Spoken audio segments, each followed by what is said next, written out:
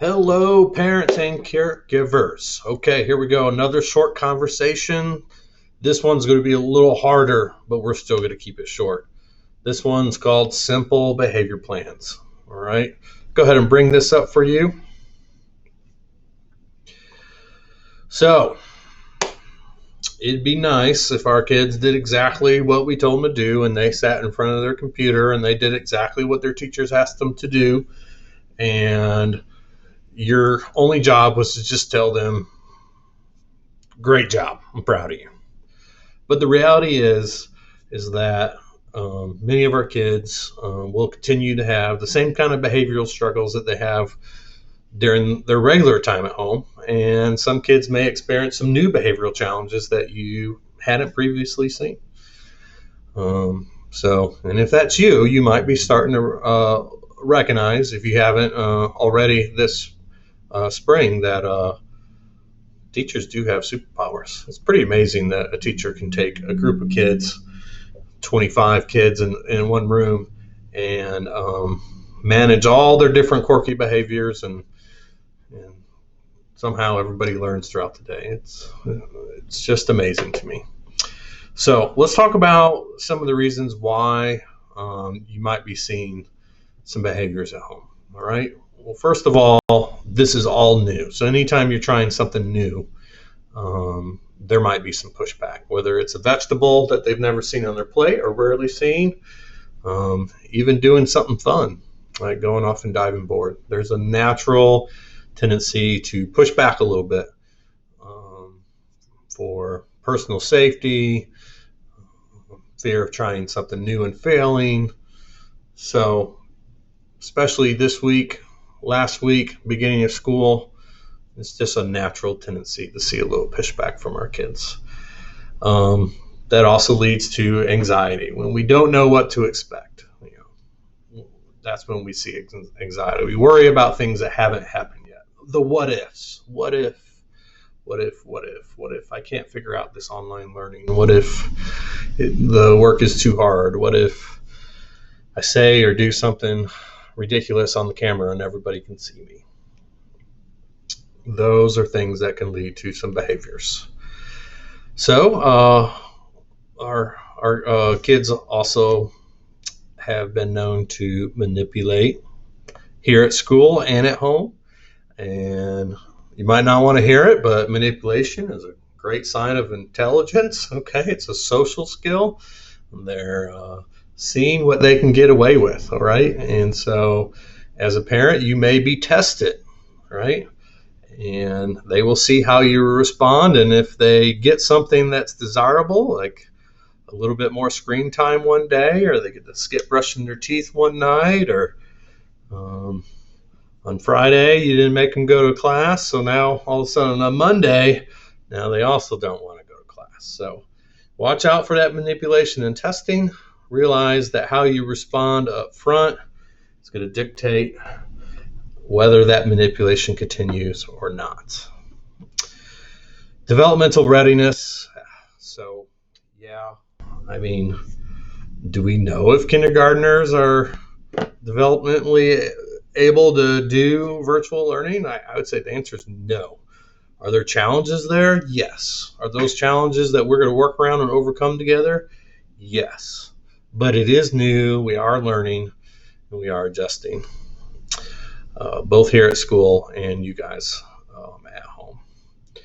So I've heard this one several times already. Well, my kid's a hands-on kiddo. Well, most kids are, but that is a reality that online school can be a little less hands-on.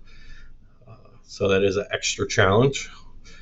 So lack of behavior control in other settings. Now look, if like you already are having issues, like when you go to the grocery store, when you're doing morning and evening routines, getting ready for bed, screen time, if you're already having those battles, then likely you're going to see a continuation of those battles when it comes to online school.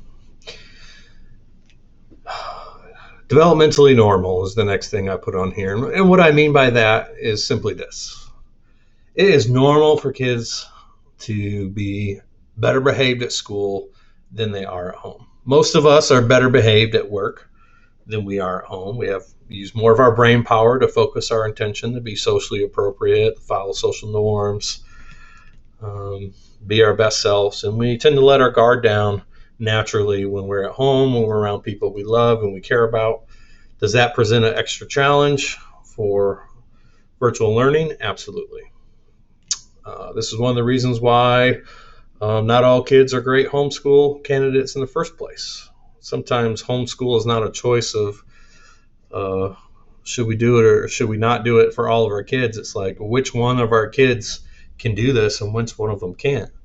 Sometimes parents can set those different boundaries and the kids can follow, and sometimes the parents can't do it, sometimes the kids can't do it. So just know that that's a very normal thing, and many parents are struggling with that to some degree. Lack of connections and relationships. I mean, this is going to be a struggle. Our teachers are very aware of how important it is for the kids to get to know each other in the classrooms and get to know their teacher and develop those relationships, because that is a huge part of how we learn. We learn in a social context.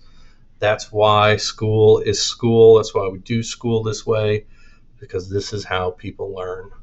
All right. If we could put kids in front of a computer and everything was great, then probably we would have gone to that a long time ago. And environment. Let me just say, just because a kid is having trouble at home, that is not a reflection of you as a parent. All right. That is a reflection of a multifaceted, very, very complicated set of circumstances that are both internal and external. Think of it like the iceberg. You see the little tip poking out the top. It's real easy for people to make assumptions about what is going on. The truth is, there's so much below the water that sometimes it takes a whole team of people to figure out why a behavior is occurring and help that child and family fix it. So internal could be things like how much sleep they're getting, blood sugar levels, general fitness and exercise, how their brain is wired based on their previous life experiences. All right. And the external things are things that are happening in life. You know, there's things that are still happening that are good and bad, that are affecting our kids' moods and attitudes. There is your home environment. Like, is that a good learning environment? Is it a safe place? Is it a calm place? Is it really loud and chaotic? Are there 2 and 3 year olds crashing through Google Meets? I mean, those are all factors that are leading into behavior challenges that some families are experiencing at home. Now, like I said, there are families who don't normally have behavior challenges that have popped up, or we've seen something else, especially this spring I saw it, what I would call regression, where kids started acting or showing behaviors that they hadn't shown in a couple of years. Again, these things are normal. Typically, they don't stay. It's a coping mechanism, and as you support your kid and put in some interventions in place, they generally pop back up to where they were before. All right. So some simple behavior plans. That's what we're here to look at today. So we'll look at this. This is a daily schedule. So my previous videos have talked about using our breaks wisely. Those would be helpful for behavior. Having routines and schedules, not just for school, but for life in general. Morning routines, bedtime routines, free time routines. I'm not saying your whole life has to be scheduled to the minute, but structure certainly helps reduce behavior problems. So this is an example of something that we may use at school. It has a student schedule on there. It can have pictures or not have pictures, depends on the age of the kid. Sometimes when I'm making these for a specific kid, I decorate it or give them some ownership and they help me create their schedule, and then they have even more ownership over it. And notice that we have 2 behavior goals listed right there. You can't really have a behavior plan that has every behavior a kid has. You know, like don't hit your sister, clean up after yourself. You know, don't kick the wall. The list could go on and on and on and on. What you need to do is you need to figure out what are the two big ones or one big one that we need to focus on right now. And that doesn't mean you completely let the other stuff slide, but sometimes you have to. So, that's the checks and balances of being a parent. There's no right, there's no wrong answer. There's just showing up every day and doing your best and going back to the drawing board when things don't work. So you pick your things like staying in your seat while the teacher is teaching, and maybe completing the assigned assignment. All right, maybe those could be the two goals. All right, and for some kids, they're going to complete those two goals, and if they complete them all, they have an immediate reward. Maybe every time they get a double smiley face or a double check off, like when they have their next break. I don't know, maybe you have a special snack bin, but you don't have to do immediate rewards. A lot of kids can work towards something throughout the day. So it could be if you get, I don't know, let's see, 1, 2, 3, 4, 5, 6, 7, 8, 9, 10, 11, 12, 13, 14. On this behavior plan, maybe we start with something like 7 or 10 as a baseline and say, when you get 7 smileys there in your day, then you get this choice of activities that you get to do in the afternoon, all right, that you wouldn't have otherwise gotten to choose from. Here's another plan that kind of helps tease out that behavior even a little bit more. There's kind of like okay behavior, there's really great behavior, and there was not so great behavior. And this could be like you had to give them one warning, and then they kind of got it together, right? And you can maybe earn 1 point for a smiley, lose a point for a frowny, and no change in points for a middle tier. And those points could add up to a reward or activity at the end of the day. It could be the end of the week. Just depends on your family and where your student is at. Another thing to look at when doing behavior plans is having a contract. So a contract is kind of skipping the schedule and routine part and just saying, here are the things that we agree on together, parent and child, caregiver and student, that are going to happen. All right. This has 3 goals. Remember, I said focus on 1 or 2. Here's what's going to happen when you don't meet those goals. Here's what's going to happen when you do meet these goals. It's great to have a contract review because trial and error is very important with behavior plans. And then everybody puts their mark down here. All right. Much, much better when you have agreement. You come up with a win-win, sitting down with the child and saying, what do you think your goals should be? And obviously, if they come up with drink hot cocoa and watch TV, you're not going to accept that goal. So the best of your ability to work on a negotiation and get down to some goals, talk about these consequences, get agreement on the rewards as well. And then the parenting part comes in, and that's follow through on your side. So most plans don't fail because the kids didn't work their behavior plan. It's usually the adults, whether that's here at school or at home, gave up on the plan too quickly or were not consistent with the plan. With that being said, of course, you can do both of those things and the child can still struggle. That's where we need to have a team approach. And then the first plan, this is where we can, for example, take one part of our schedule and put it here first. I need you to attend your morning meeting. Then you're going to have a snack break. All right. And that is a powerful tool for many kids. And then if you look at my previous video on just setting up structure and routine, you'll find that those pretty much are necessary if you're going to be successful when it comes down to behavior plans. All right, so rewards. Here's the thing about rewards. There's a difference between a reward or earning a positive consequence versus bribing a kid. Bribing a kid is where you're like in the grocery store, things are going out of hand, and you say, I will buy you a pack of gum if you behave. And then we give them lots of warnings, like you're going to lose your pack of gum. And if you do it one more time, and depending on how good we are at follow through, they get that pack of gum almost no matter what, whether they behave well or not. Okay, that is less effective. We've all been there though, right? More effective is having have a predetermined goal that the student is working on earning. All right. When you do X, Y, and Z, you get A, B, and C. All right. That's just a great life skill, right? When you go to work, you get paid. All right. When you go to your friend's house and you help them paint, right? Then it builds your friendship. It's just natural consequences of life. So if you set these things up ahead of time, like, hey, you know what? Once we do all of our work, then we play.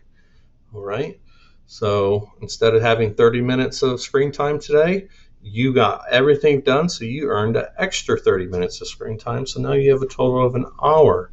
All right. And when they don't earn the reward, they just don't earn it. It's not like you had to ground them or take it away. It was up to them to earn that reward. You put the burden of responsibility on the child, not on yourself. Are they going to throw it right back on you and say, oh, you're the worst parent ever? I can't believe it. Yeah, maybe. But if you're consistent that it's up to them to earn their rewards by their predetermined behaviors, then they will learn to take more responsibility and less of that will be on you. That's one of our tricks our teachers use. They can't possibly be in charge of every kid. They have to make a way for kids to be in charge of themselves. And that is a big part of our leadership school here at Mills River, teaching kids to be proactive, which in our definition in Leader Me essentially means I'm in charge of myself, right? Mom and dad might be like the boss and I have to do what they say, but it's up to me to choose whether to follow their directions or not. And we teach kids that they are responsible for their life. So quick troubleshooting if I haven't covered it so far. Remember, don't give up too soon. Go back to the drawing board, adjust the plan. Always check with the child, make sure they really understand the problem, especially after the first day and the second day, whether they earned their goal or didn't earn their goal. A lot of times it seems like they understand what's happening, but they don't really understand it until it's actually in practice. Okay, so it's okay for a kid not to earn a goal in their first couple days of doing it, because that is part of the learning process. But realize, some kids may give up, and you have to be ready to be a cheerleader. All right, I already talked about the bribing and putting it on them, not on you. All right.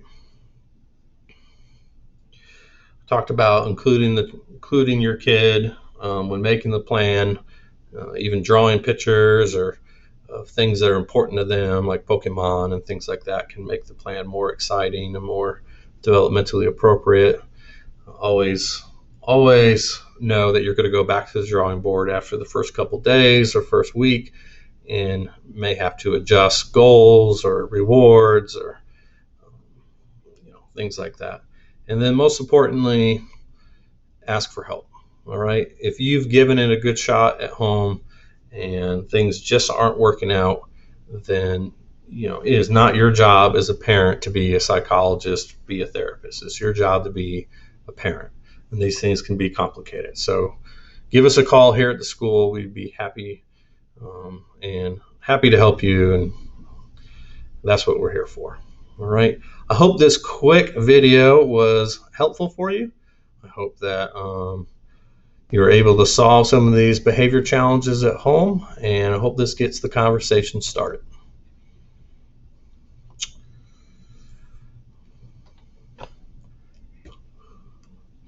See you, everybody.